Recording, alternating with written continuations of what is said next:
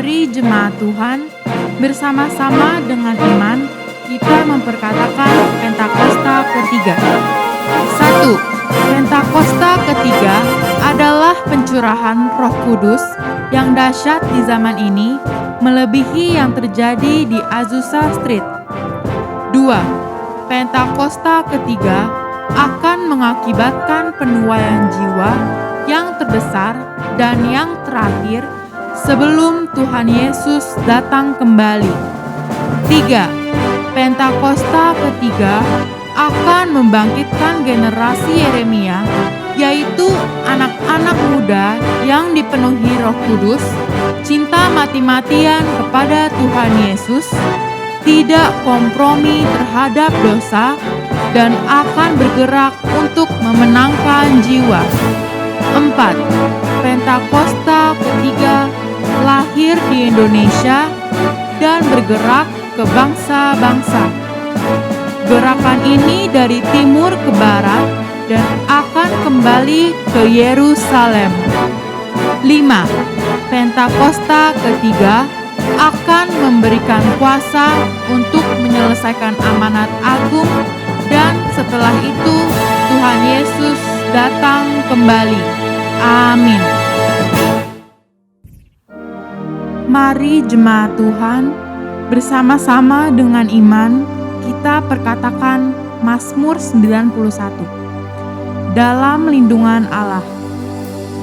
Aku yang duduk dalam lindungan yang maha tinggi dan bermalam dalam naungan yang maha kuasa, akan berkata kepada Tuhan, tempat perlindunganku dan kubu pertahananku, Allahku yang kupercayai.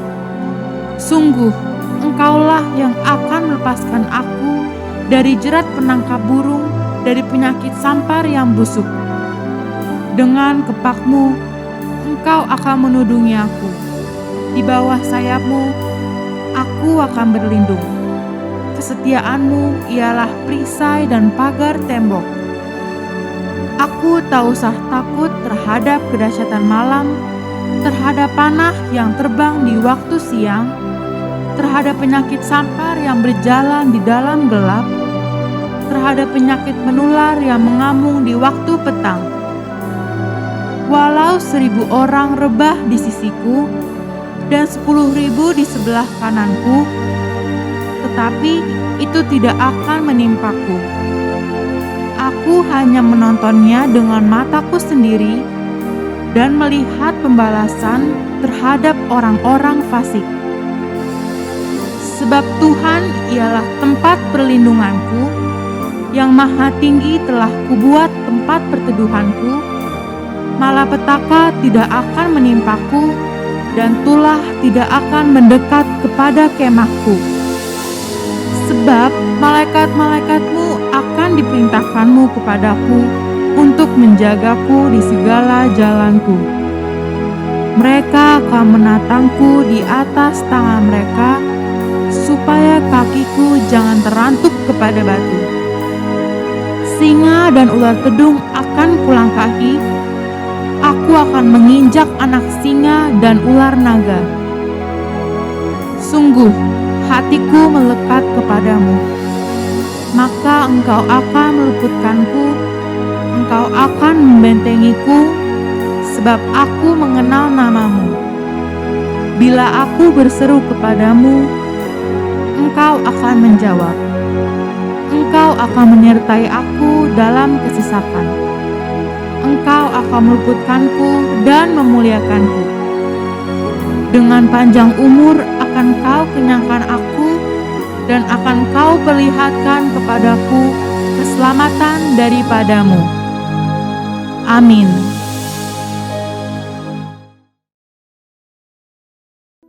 Shalom, apa kabar Bapak Ibu? Mari saya undang Bapak Ibu untuk bangkit berdiri. Kita akan mulai ibadah kita dan kita akan awali, kita mau doa syafaat bersama-sama.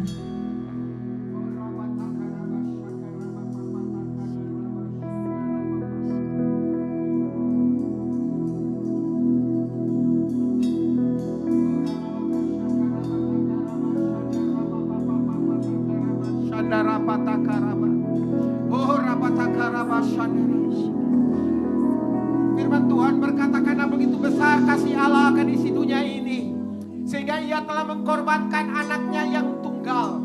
Dan setiap orang yang percaya kepadanya tidak akan binasa, tetapi memperoleh hidup yang kekal.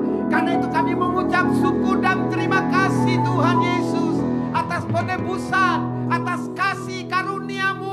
Sehingga pada pagi hari ini kami mengucap syukur kami boleh beribadah bersama-sama di tempat ini maupun yang ada di rumah-rumah. Kami berdoa di dalam nama Yesus.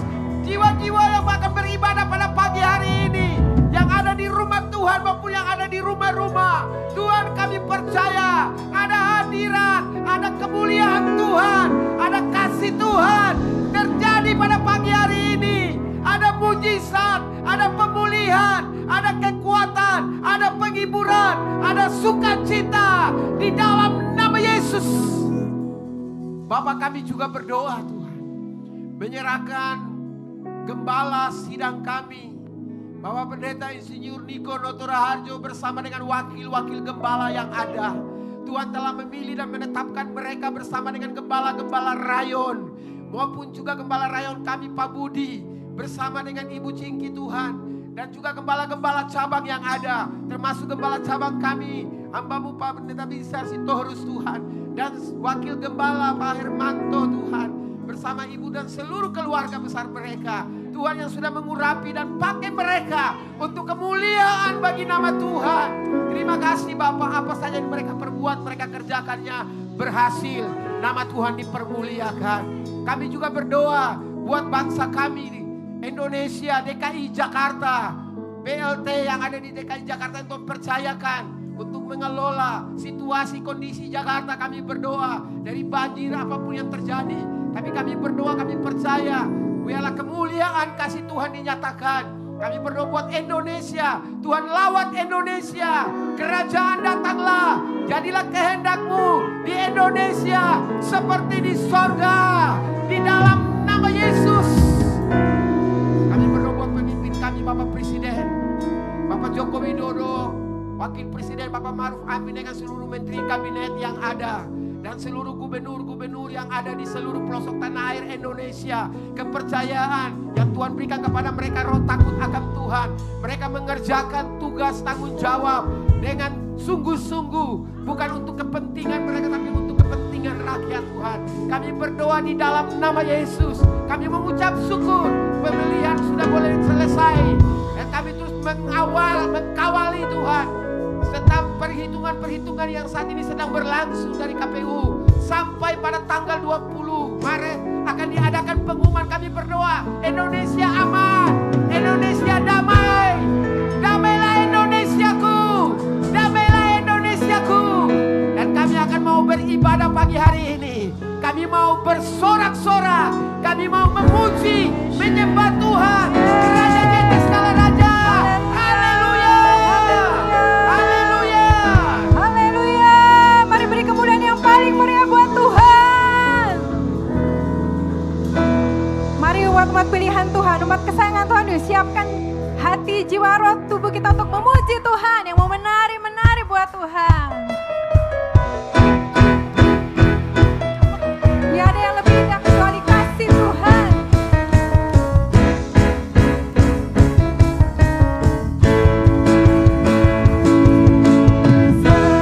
Seindahnya pelangi, secerahnya mentari, namun Kau yang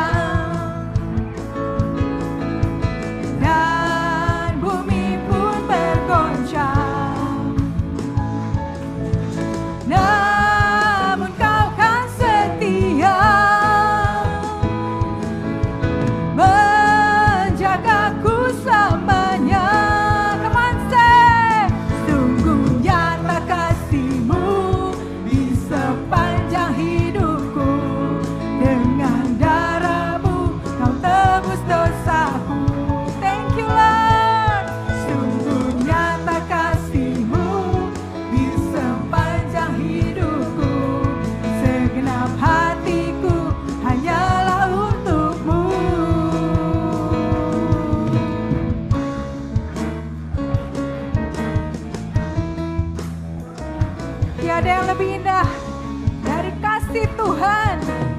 Mari yang mengalami kebaikan Tuhan, nyatakan lebih lagi isi hatimu, kasihmu sama Tuhan.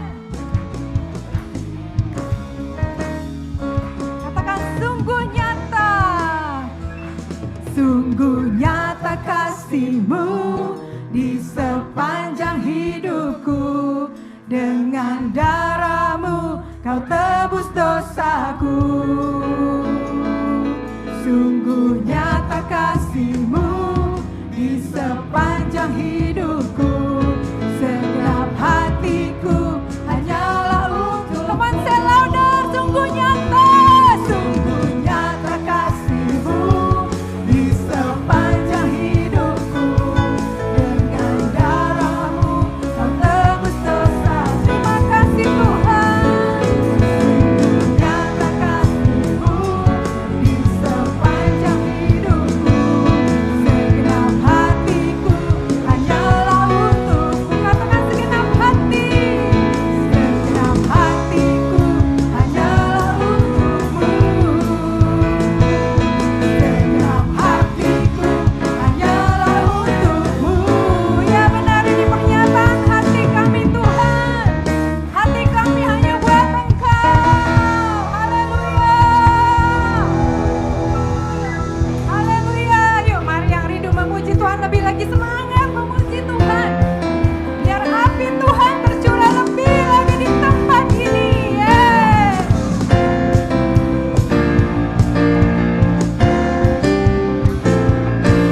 Jiwa bebas terlepas, kuasa maut telah terhempas. Nama Yesus pemenang, nama Yesus jawaban.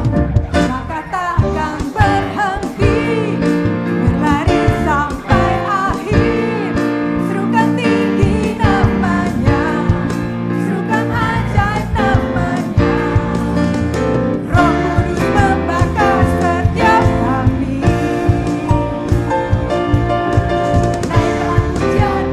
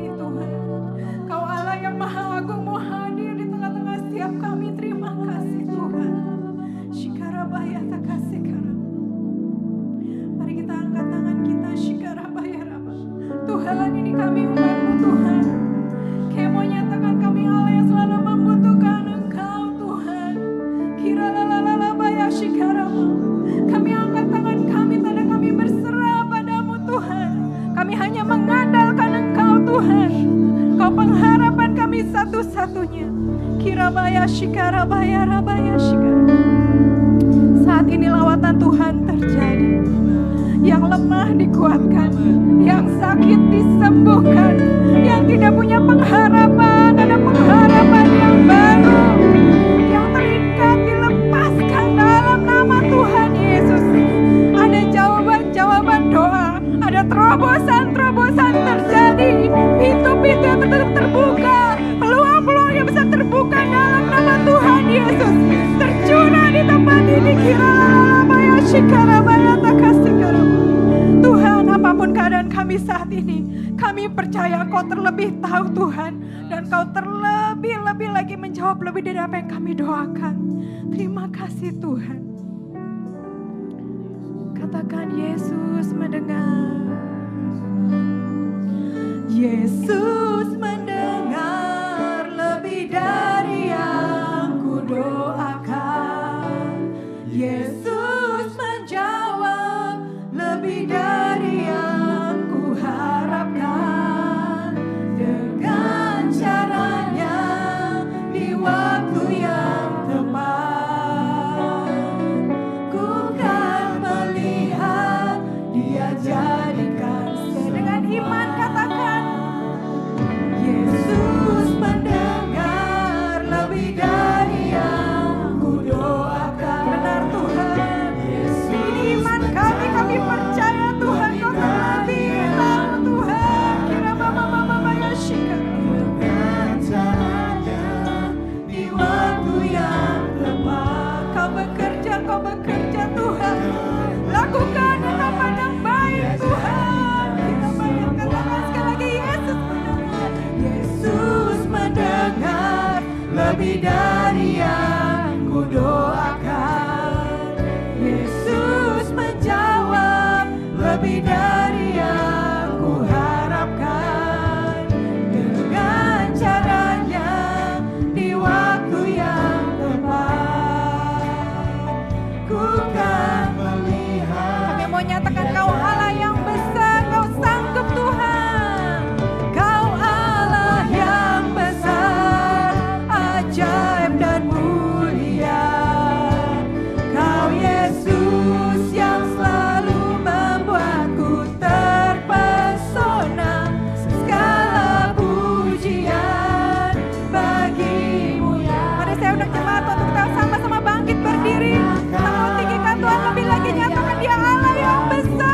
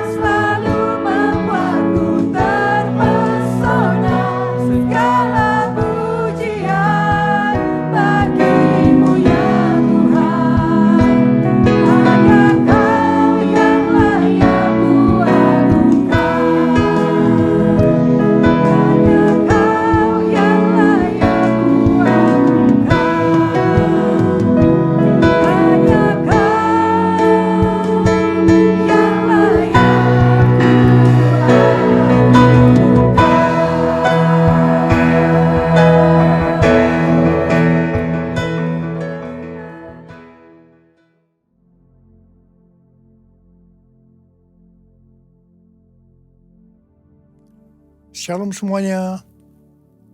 Pada waktu Tuhan Yesus ditanya oleh murid-muridnya tentang tanda kedatangannya dan tanda kesudahan dunia ini, Tuhan Yesus menjawab yang salah satunya terdapat dalam Matius 24 ayat 14 yang berkata, dan Injil kerajaan ini akan diberitakan di seluruh dunia menjadi kesaksian bagi semua bangsa. Sesudah itu barulah tiba kesudahannya. Tuhan Yesus pasti datang kembali. Yang percaya katakan amin. Karena itu dia memberikan amanat agung kepada kita, yaitu agar kita pergi dan menjadikan semua bangsa itu murid Tuhan Yesus. Hal ini juga berarti agar terjadi penuaian jiwa besar-besaran sebelum Tuhan Yesus datang kembali. Sekarang kita akan melihat bagaimana proses untuk menyelesaikan amanat agung atau proses penuaian jiwa yang terbesar dan yang terakhir sebelum Tuhan Yesus datang kembali. Untuk menyelesaikan amanat agung tidak bisa dengan kekuatan sendiri. Karena itu pesan terakhir Tuhan Yesus sebelum naik ke sorga kepada murid-muridnya, yang juga berarti kepada kita semua. Dalam Kisah Para Rasul 1 ayat 8. Tetapi kamu akan menerima kuasa kalau Roh Kudus turun ke atas kamu. Dan kamu akan menjadi saksiku di Yerusalem dan di seluruh Yudea dan Samaria dan sampai ke ujung bumi. Jadi untuk menyelesaikan amanat agung, kita harus menerima kuasa dari Roh Kudus yang turun ke atas kita. Setelah itu dengan disaksikan para murid-muridnya, Tuhan Yesus naik ke sorga. Setelah Tuhan Yesus naik ke sorga, 120 murid Tuhan Yesus berkumpul di kamar loteng Yerusalem. Mereka melakukan ini karena Tuhan Yesus memerintahkan agar mereka tidak meninggalkan kota Yerusalem sebelum diperlengkapi dengan kekuasaan dari tempat tinggi. Tuhan Yesus berkata, sebab Yohanes membaptis dengan air, tetapi tidak lama lagi kamu akan dibaptis dengan Roh Kudus. Apa yang dilakukan 120 murid di kamar loteng? Alkitab berkata bahwa mereka semua bertekun dengan sehati dalam doa bersama-sama. Artinya, mereka berdoa, memuji dan menyembah Tuhan dalam unity siang dan malam. Ini adalah prinsip restorasi Pondok Daud. Ini adalah prinsip menara doa. Setelah 10 hari mereka melakukan hal ini, maka pada hari raya Pentakosta, tiba-tiba turunlah dari langit suatu bunyi seperti tiupan angin keras yang memenuhi seluruh rumah di mana mereka duduk. Dan tampaklah lidah-lidah seperti nyala api yang bertebaran dan hinggap pada mereka masing-masing. Maka penuhlah mereka dengan Roh Kudus. Lalu mereka mulai berkata-kata dalam bahasa-bahasa lain seperti yang diberikan oleh Roh itu kepada mereka untuk mengatakannya. Itu adalah bahasa Roh. Jadi tanda awal orang yang dibaptis dengan Roh Kudus adalah mereka akan berbahasa roh. Rohmu yang hidup penuhiku, mengalir dalamku. Jiwaku tenang bersamamu dalam naunganmu. Ku buka hati untuk jamahanmu, berserah penuh di hadiratmu. Kau ambil alih seluruh hidupku, di altarmu menyembahmu, di altarmu menyembahmu, di altarmu menyembahmu.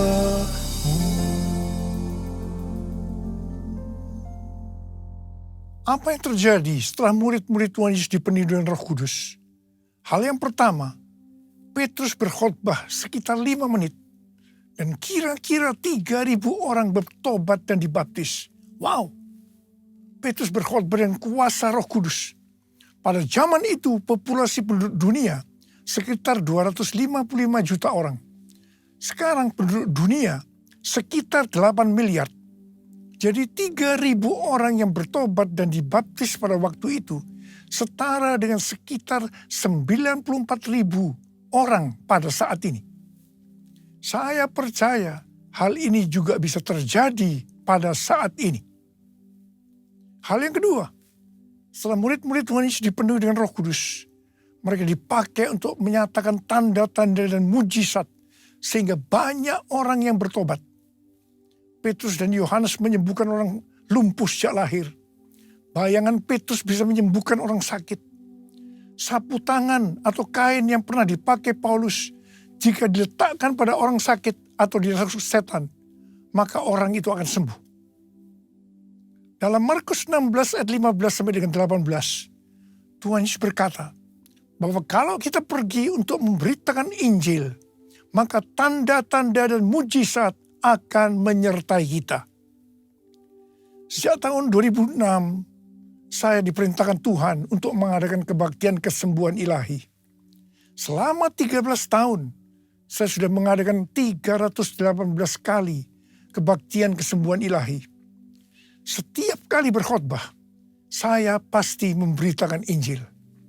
Tanda-tanda dan mujizat terjadi. Saya diizinkan Tuhan untuk melihat dan mengalami mujizat seperti yang dilakukan oleh Tuhan Yesus 2000 tahun yang lalu. Hal yang ketiga, setelah murid-murid Tuhan Yesus dipenuhi dengan Roh Kudus, maka cara hidup mereka berubah sehingga banyak orang yang bertobat. Yang pertama, mereka bertekun dalam pengajaran rasul-rasul dan dalam persekutuan. Bagi kita, ini juga bisa diartikan mereka suka membaca Alkitab. Mazmur 119 ayat 105 berkata, "Firman-Mu itu pelita bagi kakiku dan terang bagi jalanku." Kalau kita suka membaca Alkitab, itu akan menuntun jalan hidup kita. Hidup benar sesuai dengan firman Tuhan. Kita akan menjadi orang yang berintegritas. Dan itu akan membuat orang lain bertobat. Yang kedua, perubahan cara hidup yang membuat banyak orang bertobat adalah mereka selalu berkumpul, memecahkan roti dan berdoa. Ini bisa diartikan mereka hidup dalam unity dan suka berdoa. Hari-hari ini saya melihat melalui menara doa bahwa ada doa, pujian, dan penyembahan dalam unity siang dan malam. Saya percaya kalau Tuhan sudah berikan kepada kita beban untuk berdoa seperti ini, maka ini merupakan tanda bahwa Pentakosta ketiga yang dahsyat akan turun dan akan terjadi penuaian jiwa yang terbesar dan yang terakhir sebelum Tuhan Yesus datang kembali. Yang ketiga, perubahan cara hidup jemaat yang membuat banyak orang bertobat, yaitu karena mereka suka memberi sehingga tidak ada yang berkekurangan. Hari-hari ini Tuhan Yesus menghendaki agar kita suka memberi. Alkitab berkata, adalah lebih berbahagia memberi daripada menerima. Lukas 6 ayat 38 berkata, "Berilah, dan kamu akan diberi. Suatu takaran yang baik, yang dipadatkan, yang dikoncang, dan yang tumpah keluar akan dicurahkan ke dalam pangkuanmu. Sebab ukuran yang kamu pakai untuk mengukur akan diukurkan kepadamu." Yang keempat, perubahan cara hidup jemaat yang membuat banyak orang bertobat, yaitu mereka selalu bergembira dan dengan tulus hati sambil memuji Allah. Hidup dengan tulus hati artinya hidup sebagai orang yang berintegritas. Jadi perubahan-perubahan yang terjadi dalam cara hidup jemaat yang membuat banyak orang bertobat adalah, yang pertama, mereka suka membaca Alkitab. Yang kedua, mereka suka berdoa. Yang ketiga, mereka hidup dalam unity. Mereka suka memberi. Mereka suka memuji Allah dan bergembira. Tulus hati atau hidup berintegritas. Dikatakan bahwa mereka disukai semua orang. Dan tiap-tiap hari jumlah orang yang diselamatkan bertambah. Haleluya! Curahkanlah kuasa-Mu Tuhan, mujizat terjadi di tempat ini. Curahkanlah kuasa-Mu Tuhan, mujizat terjadi sekarang ini. Mujizat terjadi sekarang ini. Mujizat terjadi sekarang ini. Saya percaya mereka menganggap bahwa pola penuaian jiwa hanya seperti itu. Mereka sebagai orang-orang yang percaya hidup dalam zona nyaman. Mereka biasa berkumpul dalam unity sambil membaca Alkitab, berdoa dan memuji Tuhan dengan sukacita. Tidak ada yang berkekurangan. Wow, siapa yang tidak mau menjadi orang Kristen? Tetapi ternyata supaya penuaian jiwa bertambah besar, Tuhan izinkan proses berikutnya terjadi, yaitu aniaya menimpa jemaat di Yerusalem. Selain rasul-rasul, maka mereka harus lari meninggalkan Yerusalem. Mereka pergi ke Yudea dan Samaria sambil memberitakan Injil. Jadi kalau tadinya penuaian jiwa hanya terjadi di Yerusalem saja, sekarang mereka menyebar ke seluruh Yudea dan Samaria. Dan pola penuaian jiwa yang seperti ini masih terjadi sampai hari ini. Catatan sejarah gereja selama berabad-abad menunjukkan bahwa semakin gereja ditekan, justru Injil semakin menyebar dan diberitakan kemana-mana.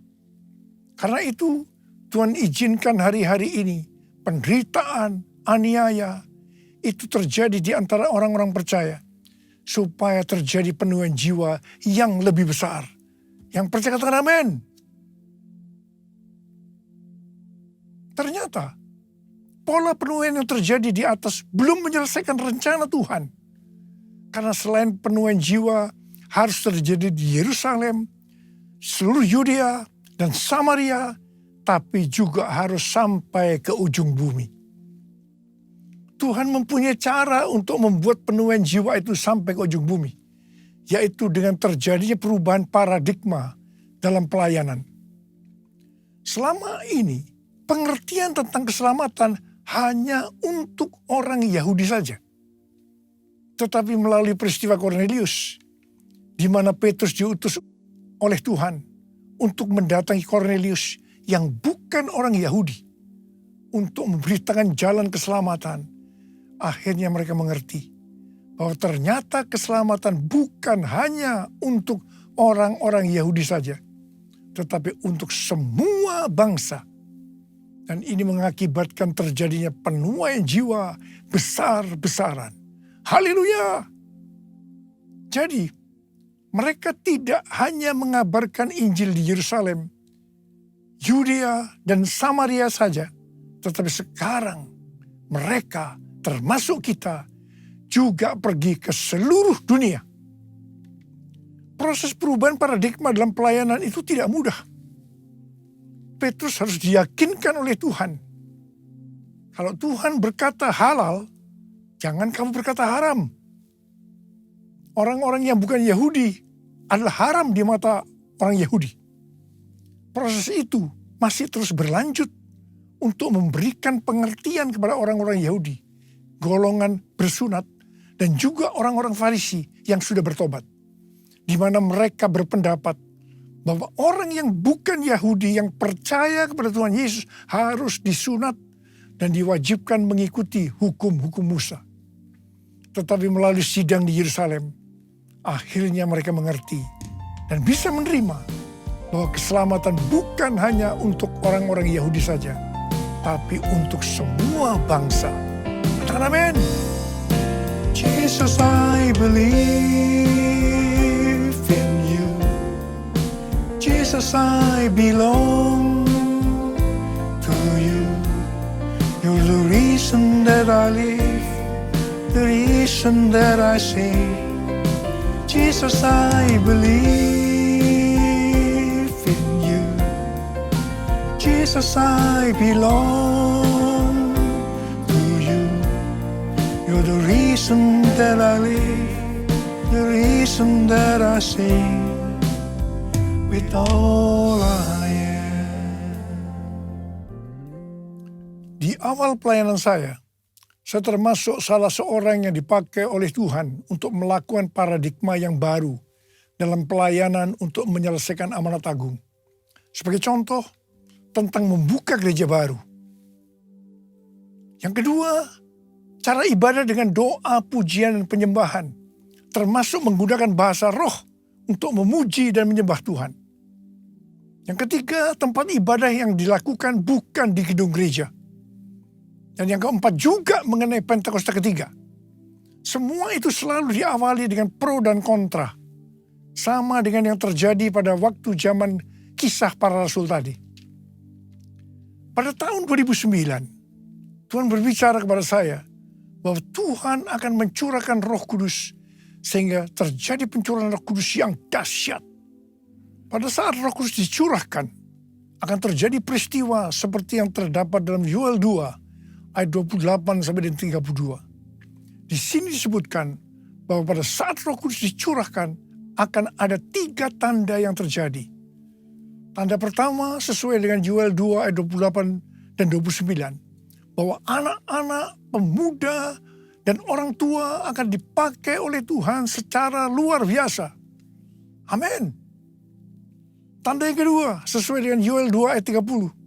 Maka akan terjadi mujizat yang luar biasa. Tanda ketiga sesuai dengan Yoel 2 ayat 31. Maka akan terjadi goncangan-goncangan yang dahsyat. Dengan adanya 3 tanda ini, maka Yoel 2 ayat 32 akan digenapi. Akan banyak orang yang berseru kepada nama Tuhan. Dan mereka yang berseru kepada nama Tuhan akan diselamatkan. Ini berarti akan terjadi penuaian jiwa yang besar. Sejak tahun 2009, hampir di setiap khotbah, saya selalu mengingatkan tentang guncangan-guncangan ini. Dan ini terjadi hampir sekitar 10 tahun. Siapa mengira bahwa yang disebut dengan guncangan ini adalah pandemi COVID-19. Di mana di Indonesia dimulai pada tanggal 2 Maret 2020. Kita melihat selama ini bahwa dengan adanya pandemi COVID-19 ini telah terjadi perubahan paradigma dalam pelayanan. Pelayanan secara online terbukti merupakan alat untuk mempercepat penyelesaian amanat agung. Yaitu dengan semakin cepat dan banyaknya orang yang mendengar dan mengenal Injil Kerajaan Allah. Pada tanggal 8 Februari 2023, dimulainya kebangunan rohani di Asbury University, Kentucky. Yang mereka lakukan adalah berdoa, memuji, dan menyembah Tuhan dalam unity siang dan malam. Ini adalah prinsip restorasi Pondok Daud. Ini adalah prinsip menara doa. Kebangunan rohani ini menyebar ke kampus-kampus lain di Amerika Serikat. Seperti di Lee University, Oral Roberts University, dan lain-lain. Berita kebangunan rohani melanda ke seluruh dunia. Revival di Asbury University ini merupakan bagian dari penggenapan Pentakosta ketiga. Di mana Tuhan melawat generasi Yeremia, yaitu anak-anak muda yang dipenuhi dengan Roh Kudus, cinta mati-matian kepada Tuhan Yesus, tidak kompromi terhadap dosa, dan akan memenangkan banyak jiwa. Dan melalui revival di atas ini, Tuhan menunjukkan bahwa pola penuaian jiwa ke depan ini, saya percaya sampai dengan Tuhan Yesus datang kembali, adalah melalui menara doa, yaitu doa, pujian, dan penyembahan bersama-sama dalam unity siang dan malam. Pelayanan seperti ini di kampus-kampus sudah berakhir. Tetapi Tuhan sedang memunculkan di Amerika Serikat yang disebut dengan Third Pentecost Azusa Street Prayer Tower. Azusa Street Prayer Tower adalah tempat untuk berdoa bagi kebangunan rohani global Pentakosta ketiga. Pelayanan dan pelatihan di dalam pusat kota Los Angeles, California. Dan lokasinya adalah sekitar 25 meter dari Azusa Street Revival yang dipimpin oleh William Seymour tahun 1906. Azusa Street Prayer Tower ini adalah penggenapan nubuatan dari Cindy Jacob bahwa gerakan Pentakosta ketiga ini dimulai dari timur ke barat, dan barat ini adalah Amerika Serikat. Dari Amerika Serikat akan menyebar ke seluruh dunia dan kembali ke Yerusalem. Api Pentakosta menyala, api Pentakosta menyala, api, api, api, api, api, api Pentakosta ketiga, api Pentakosta menyala, api Pentakosta menyala, api, api, api, api, api, api Pentakosta ketiga. Banyak hamba Tuhan mendapatkan bahwa kita harus memperhatikan dengan saksama sampai dengan tahun 2033. Tahun 2033 adalah peringatan 2000 tahun kematian, kebangkitan, kenaikan Tuhan Yesus ke sorga. Tahun 2033 adalah peringatan yang ke-2000 tahun pencurahan Roh Kudus, yang berarti peringatan hari ulang tahun gereja yang ke-2000. Peringatan 2000 tahun dimulainya amanat agung. Visi yang didapatkan oleh Empower 21 adalah pada hari Pentakosta 2033.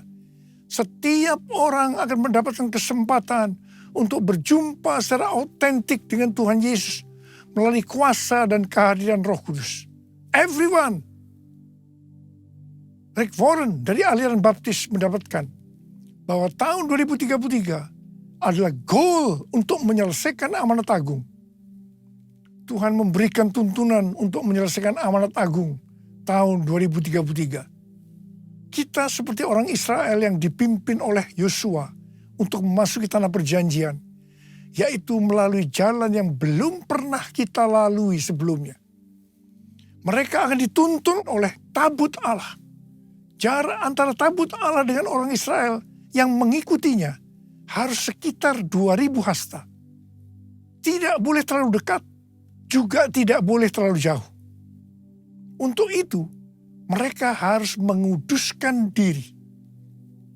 Kita juga akan dituntun oleh Roh Kudus dengan cara yang sama. Saya percaya, pola penuhan jiwa untuk menyelesaikan amanat agung adalah melalui doa, pujian, penyembahan bersama-sama dalam unity siang dan malam. Ini adalah prinsip restorasi Pondok Daud. Ini adalah prinsip menara doa. Pada tanggal 15 Maret 2024, Tuhan berbicara kepada saya bahwa sekarang kita memasuki kebangunan rohani tahap berikutnya, yang berarti tahap yang terakhir. Pada tanggal 16 Maret 2024, saya mendapatkan konfirmasi nubuatan James W. Gould, yaitu bahwa sekarang kebangunan rohani yang besar dan kebangkitan generasi anak-anak muda sudah dimulai. Sudah dimulai. Kick off. Haleluya. Tanggal 3 sampai 5 Juli 2024 di SICC akan diadakan Everyone Asia 2024, Reaching Every Person on Earth. Tuhan memberikan pengertian bahwa ini adalah trigger atau gong dimulainya kebangunan rohani yang terbesar dan yang terakhir secara global untuk generasi Yeremia. Haleluya! Untuk menyelesaikan amanat agung tidak bisa dengan kekuatan sendiri, tetapi harus dengan kuasa Roh Kudus. Karena itu kita harus dipenuhi Roh Kudus. Ada berapa banyak yang akan berkata, Tuhan, saya mau dipenuhi Roh Kudus. Saya mau menyelesaikan amanat agung Tuhan Yesus. Angkat tangan saudara. Katakan bersama saya, beri api yang dahsyat seperti yang Kau janjikan, berembus Roh Kudus, beri kuasa urapan-Mu sekarang. Beri api yang dahsyat seperti yang Kau janjikan, berhembus Roh Kudus. Beri kuasa urapan-Mu sekarang. Beri kuasa urapan-Mu sekarang. Beri kuasa urapan-Mu sekarang. Huriala basyara la bala bala bala bala bala bala bala bala. Huriala la bala bala bala bala bala bala. Curahkan pengurapan-Mu ya Tuhan. Api yang dahsyat turun dalam nama Yesus, dalam nama Yesus. Memberikan kuasa, berikan kuasa, kuasa untuk menyelesaikan amanat agung Tuhan Yesus. Terima kasih Tuhan, terima kasih, terima kasih Tuhan, terima kasih. Dalam nama Yesus, amin. Mari kita akan masuk dalam perjamuan kudus. Kita akan mengingat ayat ini. Sebab setiap kali kamu makan roti ini dan minum cawan ini, kamu memberitakan kematian Tuhan sampai Ia datang. Perjamuan kudus adalah perjamuan Tuhan Yesus sendiri. Setiap kali kita masuk dalam perjamuan kudus, Tuhan Yesus berkata, biarlah ini menjadi peringatan akan daku. Karena itu mari arahkan hati kita kepada kebaikan Tuhan. Supaya kita lebih mengasihi Tuhan Yesus. Kita lebih mengasihi satu dengan yang lain. Bapa, siapakah kami sebelum kami mengenal Engkau? Kami semua orang berdosa. Upah dosa adalah maut, mati. Tapi Engkau yang tidak berdosa telah dijadikan dosa oleh karena kami. Engkau harus turun dari sorga mulia. Mati ganti kami dengan penderitaan yang luar biasa. Sungguh kalau kami pikirkan betapa baiknya Engkau ya Abah. Kau jadikan kami sebagai anak-anak-Mu. Kau tuntun, Kau bela, Kau lindungi, Kau tegur juga kalau kami salah. Engkau hajar juga. Itu Engkau ya Abah. Itu Engkau ya Abah. Tuhan akan memberkati kita melalui perjamuan kudus. Tapi Tuhan mau kita makan dan minum dengan cara yang benar. Karena itu masing-masing sekarang berdoa. Introspeksi. Lihat keadaan dirimu masing-masing. Jangan menyimpan dosa. Kalau ada dosa yang Tuhan ingatkan, langsung minta ampun. Ampuni saya Tuhan. Ampuni saya Tuhan. Katakan, ampuni saya Tuhan, ampuni kami semua. Layakkan kami untuk masuk dalam perjamuan kudus. Kami akan masuk dalam perjamuan kudus dengan hati yang penuh ucapan syukur. Dalam nama Yesus kami berdoa. Amin. Mari. Angkat roti di tangan kanan kita tinggi-tinggi. Sebab apa yang telah kuteruskan kepadamu, telah aku terima dari Tuhan. Yaitu bahwa Tuhan Yesus pada malam waktu Ia diserahkan mengambil roti. Dan sesudah itu yang mengucap syukur atasnya.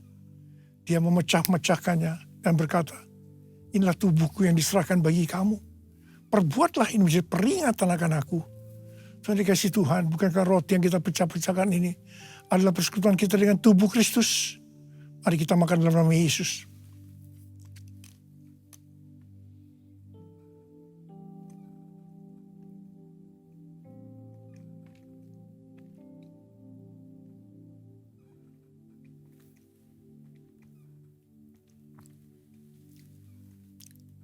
Mari angkat cawan di tangan kanan kita tinggi-tinggi. Demikian juga yang mengambil cawan sesudah makan lalu berkata, cawan ini adalah perjanjian baru yang dibenterkan oleh darahku. Perbuatlah ini setiap kali kamu meminumnya menjadi peringatan akan aku. Soalnya kasih Tuhan, bukan cawan pengucapan syukur. Yang atasnya kita ucapkan syukur adalah persekutuan kita dengan darah Yesus. Mari kita minum dalam nama Yesus.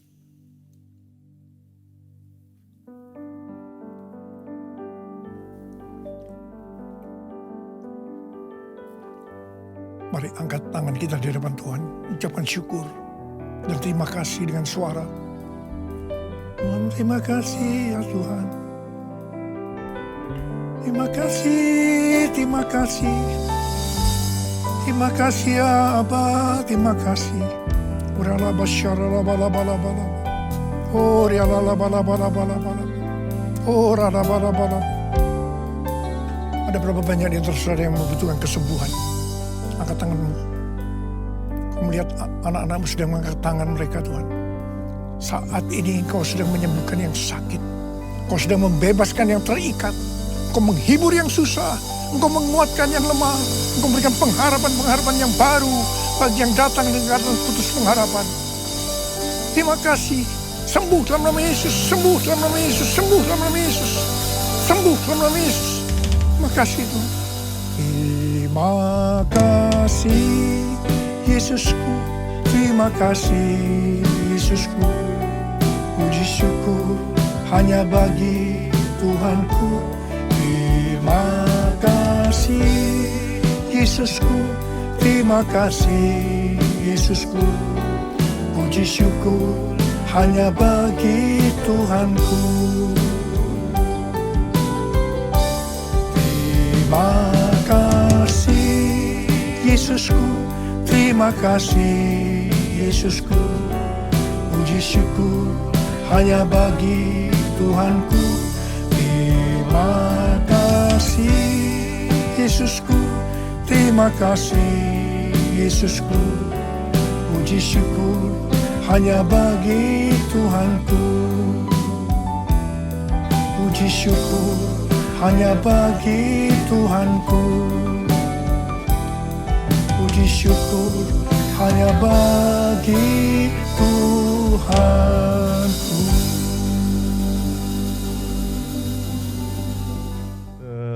Saya mau berdoa untuk kita semua. Tuhan, semua persembahan yang kami berikan itu berasal dari-Mu. Dan dengan sukacita kami berikan dengan percaya. Karena Malaikat 3 ayat 10 katakan, tingkat-tingkat berkat di langit akan dibuka bagi kami.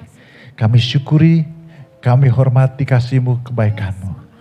Kau berkati pekerjaan anak-anak-Mu, usaha, rumah tangga, studi anak-anak diberkati, masa depan, jodoh. Tuhan, dibuka semua jalan-jalan. Di dalam nama Yesus, amin.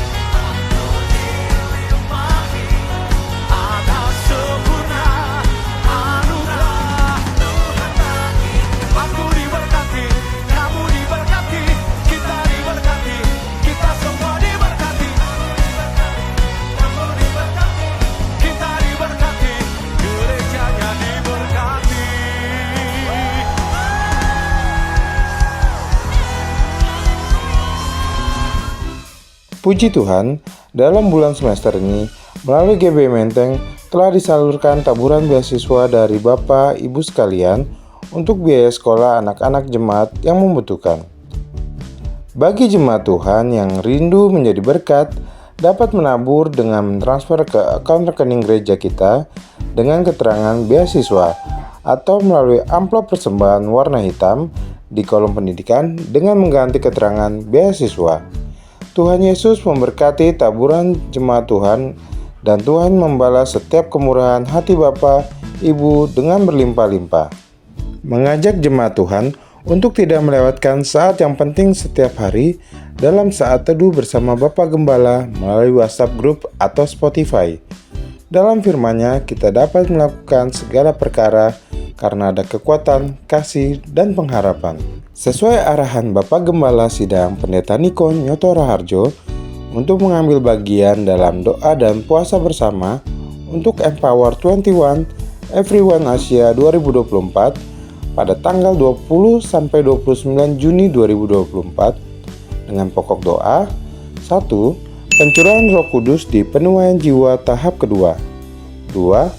Acara Everyone Asia tanggal 3-5 Juli 2024 di SICC. 3. Kebangkitan generasi Yeremia. 4. Penyelesaian amanat agung. Jenis puasa ditentukan oleh masing-masing pribadi dan lebih banyak masuk menara doa. 2 puasa ini wajib untuk pelayan jemaat dan aktivis, serta dihimbau untuk jemaat. Berikut kegiatan ibadah tengah minggu gereja kita. Selasa, pukul 20, berdoa bersama bagi pelayan gereja kita dalam rumah doa di prayer room dengan PIC, pelayan service manager, media, dan sound melalui Zoom meeting. Rabu, pukul 20, melalui Zoom meeting, kita akan bersama-sama berdoa bagi Indonesia dan bangsa-bangsa dalam Menara Doa Azusa Street Prayer Tower.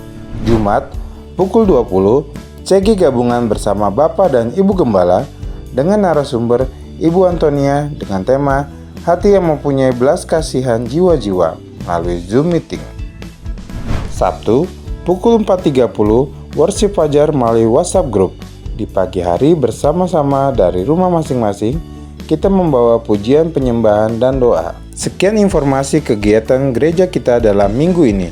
Ibadah Minggu 23 Juni 2024, firman Tuhan akan dilayani oleh ibadah anak dengan Katiur, ibadah umum dengan Bapak Gembala Pendeta Binsar Sitorus. Selamat merayakan hari Minggu bersama keluarga, teman serta sahabat. Sehat selalu bagi jemaat Tuhan. Tuhan Yesus memberkati. Sekarang terimalah berkat Tuhan. Kasih karunia berlimpah-limpah daripada Allah Bapa di dalam Anak yang tunggal Yesus Kristus. Persekutuan yang manis dengan Roh Kudus menyertai kita semua. Mulai hari ini sampai Tuhan Yesus datang menjemput kita di awan-awan dan bahkan sampai selama-lamanya.